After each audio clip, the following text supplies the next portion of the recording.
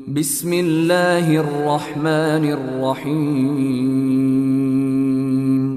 Di saat itu Abdullah, anaknya Imam Ahmad beserta saudaranya yang bernama Salih ibnu Ahmad, yaitu Abdullah dan Salih ini sedang mewudukkan Imam Ahmad, ya, karena sudah sangat berat penyakitnya, sudah tidak bisa wuduk sendiri, akhirnya diwudukkan.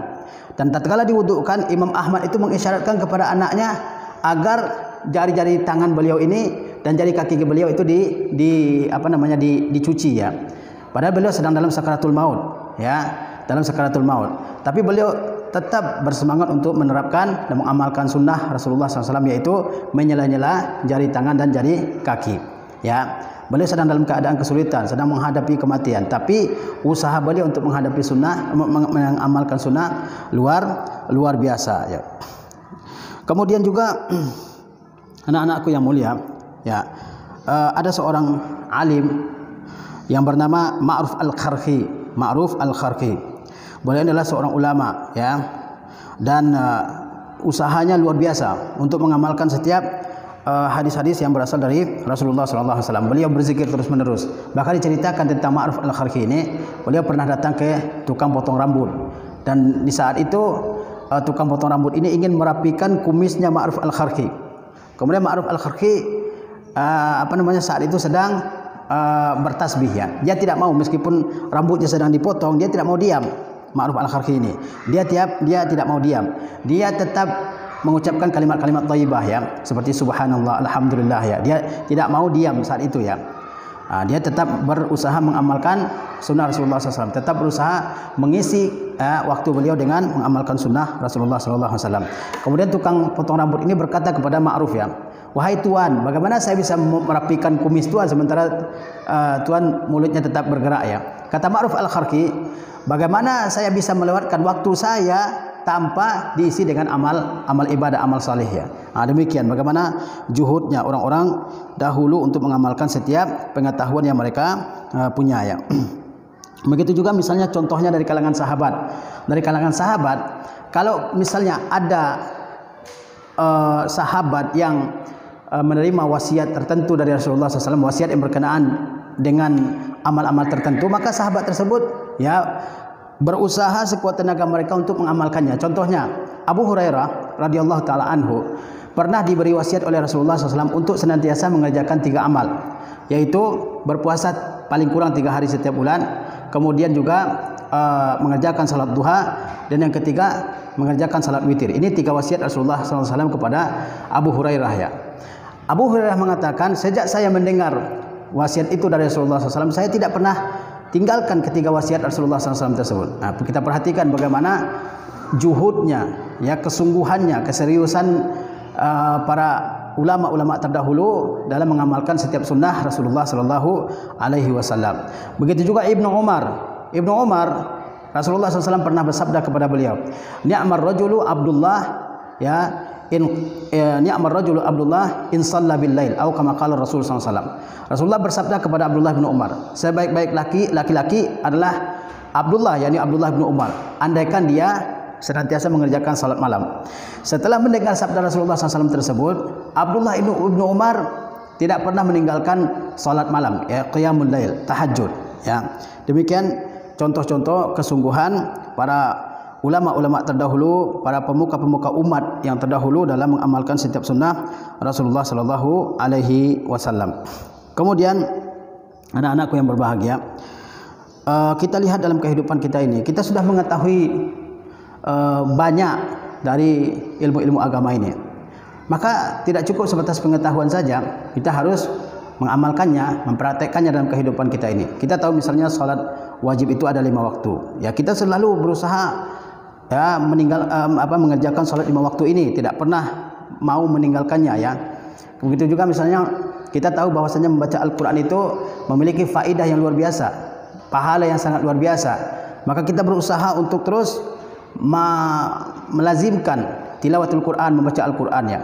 Kita tahu bahwasanya berbakti kepada kedua orang tua itu hukumnya wajib, dan durhaka itu hukumnya adalah dosa besar. Bagaimana Rasulullah berinteraksi, bergaul dengan orang lain, kita sudah banyak pengetahuan kita tentang hal ini, ya. Tinggal kita praktekkan, ya. Karena ulama mengatakan bahwa ilmu yang tidak diamalkan itu bagaikan pohon yang tidak ada buahnya. Ilmu yang tidak diamalkan bagaikan pohon yang tidak ada buahnya. Artinya tidak ada manfaatnya, tidak ada gunanya. Begitu pula dengan ilmu yang tidak kita amalkan, ya. Tidak ada manfaatnya, atau bisa kita katakan kurang manfaatnya, ya.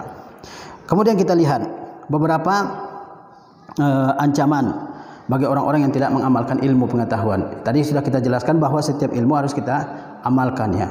Dan Allah mencela orang-orang yang mengetahui ilmu agama tapi tidak mengamalkannya. Misalnya Allah berfirman, "Atamuruna an-nasa bil birri wa tansawna anfusakum wa antum tatluna al-kitaba afala ta'qilun."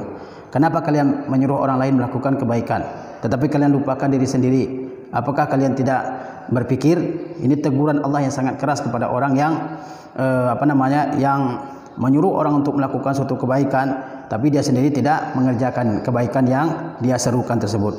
Dalam ayat lain Allah berfirman misalnya, "Ya ayyuhallazina amanu lima taquluna ma la taf'alun." Wahai orang-orang yang beriman, kenapa kalian mengatakan sesuatu yang kalian tidak lakukan? Kabura maqtan indallah an taqulu ma la taf'alun. Amat besar kemurkaan Allah kalau kalian mengatakan sesuatu tapi kalian tidak melakukan, ya. Jadi kita sebagai seorang muslim, kita pandai ilmu, kita mengerti ilmu, kita menguasai suatu ilmu agama, ya. Dan kita juga harus berusaha untuk mengamalkan ilmu tersebut dalam kehidupan kita sehari-hari. Karena sesungguhnya ilmu itu adalah wasilah untuk beramal kepada Allah Subhanahu wa taala. Dan Allah murka kepada orang Yahudi, ya, yang dalam Al-Qur'an disebut dengan maghdubi alaihim, orang-orang yang dimurkai, adalah karena mereka mengetahui kebenaran tapi mereka tidak mengamalkannya. Jadi manusia itu ada orang yang mengetahui ilmu kemudian dia mengamalkan. Ini adalah orang mukmin, ya.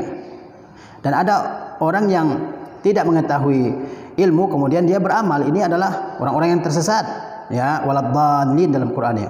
Ada orang yang mengetahui ilmu tapi dia tidak mengamalkan. Ini orang-orang yang dimurkai oleh Allah Subhanahu wa taala. Maka jangan sampai kita menjadi orang yang tersesat yang beramal tanpa ilmu, dan jangan sampai kita menjadi orang yang maghdubi alaihim, orang yang mengetahui ilmu tapi tidak mengamalkan.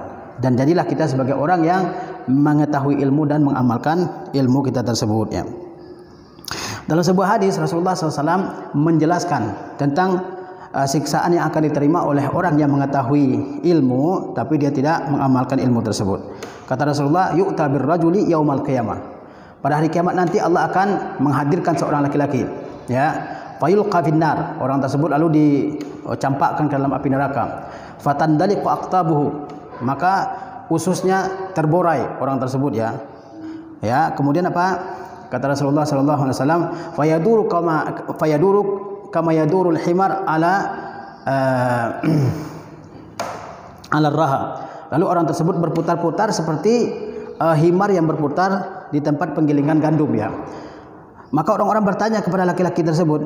Kata orang-orang, "Ya fulan, wahai fulan, alam takun ta'muruna bil ma'ruf? Bukankah dulu waktu di dunia kamu yang menyuruh kami melakukan kebaikan? Wa tanhana 'anil munkar? Bukankah kamu dulu orang yang melarang kami dari kemungkaran?" Dia mengatakan, "Bala, benar saya dulu menyuruh kalian melakukan kebaikan, melarang kalian melakukan kemungkaran." Kemudian dia mengatakan, orang yang dimasukkan ke dalam neraka tersebut mengatakan, "Kuntu amurukum bil ma'ruf wala ati." Saya dulu menyuruh kalian melakukan kebaikan, tapi saya sendiri tidak melakukan kebaikan tersebut. "Kuntu anhaakum 'anil munkari wa ati." Dulu saya melarang kalian melakukan kemungkaran, namun saya melakukan kemungkaran tersebut. Ini ancaman Allah Subhanahu wa taala bagi orang yang mengetahui sesuatu tapi tidak mengamalkan, ya. Kemudian ada seorang alim yang namanya Ibnu Raslan. Dia berkata, "Wa 'alimun bi ilmihi la ya'malan mu'azzabun min qabli 'abidil wasan." Wa 'alimun bi ilmihi la ya'malan mu'azzabun min qabli 'abidil wasan. Seorang alim yang tidak mengamalkan ilmunya itu lebih dahulu disiksa oleh Allah daripada penyembah berhala. Jadi kita tidak cukup sebatas untuk mengetahui saja, mesti kita amalkan, ya. Jangan kita pandai mengajak orang kepada kebaikan, kita sendiri lupa akan diri kita, ya. Kita sendiri lupa mengamalkan kebaikan tersebut, ya. La tanha an khuluqi wa ta'tiya mislahu arun ila alaika idza fa'alta azimu, ya. Jangan kamu melarang orang melakukan suatu hal yang buruk sementara kamu sendiri melakukannya. Kalau kamu bersikap seperti itu, maka itu adalah sebuah aib yang besar. Jadi setiap ilmu yang kita ketahui, maka usahakanlah untuk mengamalkannya. Jangan sampai kita hanya mengetahui tapi tidak pernah mengamalkannya. Sesungguhnya baiknya diri kita adalah karena kita berusaha mengamalkan setiap pengetahuan yang kita ketahui. Demikian kajian singkat ini, ya, mudah-mudahan membawa manfaat bagi diri saya sendiri dan juga bagi anak-anakku dan bagi setiap orang yang mendengarkan ya kajian singkat ini. Mudah-mudahan Allah Subhanahu wa taala memberikan kemudahan bagi kita untuk mengamalkan setiap ilmu yang kita ketahui. Wa sallallahu ala nabiyyina Muhammad wa ala alihi wa sahbihi wasallam. Wassalamualaikum warahmatullahi wabarakatuh.